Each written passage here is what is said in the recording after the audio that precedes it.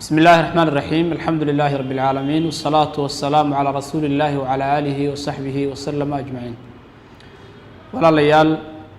كل ماذا إن شاء الله تعالى إناس عندنا بشهر رمضان ودن هدي لها إدمه حين كجوا رمي دونا بشهر رمضان يا أحكامته يا آدابته يا عبادوي كخصية ودن إن شاء الله تعالى waxaynu ku horeysiin doonaa insha Allah ta'ala kulankeeni koobaad maadaama uu yahay inaynu ka wararno bisha tan iyo waxyaalaha Ilaahay subhanahu wa ta'ala ku fadilay ee ay la dheeraadka tahay oo la dheer tahay bilaha kale waxa Ilaahay subhanahu wa ta'ala la dheereysiyay bisha tan oo lambarka koobaad ah in Ilaahay subhanahu wa ta'ala uu bisha tan u doortay inuu kitaabkiisa soo dejiyo kitaabkii ugu weynaa ee Ilaahay soo dejiyo khaalidka ahaa ee waarayay ilaa qiyaami saaca ummadda hagayay Ilaahay bishan u doortay shahru ramadaan alladhi unzila fihi alqur'aan hudan linnaasi wa bayyinaatin min alhuda walfurqaan ayuu Ilaahay subhanahu wa ta'ala bisha ramadaan ayaa Ilaahay soo dejiyay waa waxay la dheer tahay bilaha kale waxay la dheer tahay bilaha kale sida nabigeenu sheegay kaleey salaatu wasalaam oo qodobka labaad ah markay bishan u timaado tufattahu fihi abwaabul jinaan albaabada jannada la furaa wa tughallaqu fihi abwaabun niiraan albaabada naartana waa la xidhxidhaayo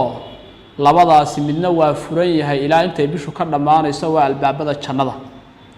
albaabadii naartuna way xidhan yihiin ilaa bishaasi ka dhamaanayso wa tusaffadu fihi maradatu shayaatiin waxaa la xidhxidhaayo la katiinadeeyaa oo silsilada loo taagayo jeelka lagu guraa shayaadiintii madaxa adkayd ee ummadda baadiyeyn jirtay oo awood u yeelan maayaan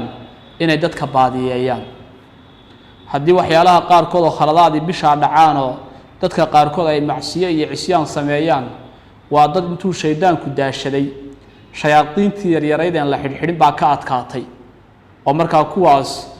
cidda ku dheeraysa ee cibaadooyinkii dhaafinaysa ee bishii soonka iyo fadligii lahaa dhaafinayay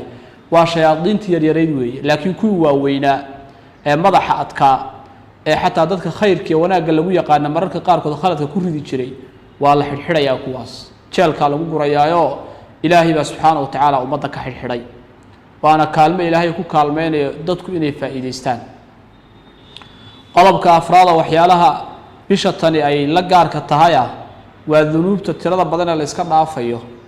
nabiga kaleey salaatu wasalaam wuxuu yiri as-salawaatu al-khamsu wa al-jum'atu ila al-jum'ah wa ramadaan ila ramadaan mukaffiratun lima baynahunna idha ijtunibat al-kaba'ir oo macnaheedu yahay shanta salaadood iyo jumcayaasha macnaha jumca ilaa jumca salaad ilaa salaada kale soonka ilaa soonkiisa dambiyada la iskaga dhaafaa ida jtunibatil kabaa'ir qofku hadduu kabaa'irkiya dambiyadii waaweynaa oo ka toobad keeno soonka iyo salaada iyo cibaadooyinkana ka dhaafaya wixii saqaa'ir ahaa ee ka dhacay haddii dambiyo waaweyn ka dhaceen oo kabaa'irahna bishani waa bisha ugu mudan inuu qofku toobad keeno oo Ilaahay u soo laabto subhanahu wa ta'ala weeyaan qodobka afraad oo waxyaalaha khasaa'iska ah ee leedahay waa in Ilaahay subhanahu wa ta'ala uu dhaxdhigay habeen leeyahay laylatul qadri oo Ilaahay uu sheegay subhanahu wa ta'ala khayrun min alf shahrin inuu kun bilood ka khayr badan yahay macnaha kun bilood oo aan laylatul qadri ku jirin qofka cibaadaystay iyo qofka habeenka laylatul qadriga leeyahay kaliya cibaadaystay waxa cibaadadiisu fadli badan tahay qofka habeenka laylatul qadriga ah oo kaliya cibaadaystay ayaa ay fadli badan tahay cibaadadiisu kun biloodna waa waqti aad u badan oo 83 sanadood iyo jarjar ah weeyaan marka waxay ka dhigan tahay qofka halka habeen ka faa'iideystay wuxuu la mid yahay qof 83 habeen cibaade 83 sanadood cibaadaystay ayuu la mid yahay waxa kamid ah oo aynu ugu dambaysiinayna xalaqada tan weynaanta ay leedahay bishan iyo waxyaalaha la gaarka tahay waxa kamid ah inuu Ilaahay sameeyay habeen walba habeenadeeda kamida dad naarta laga xoreeyo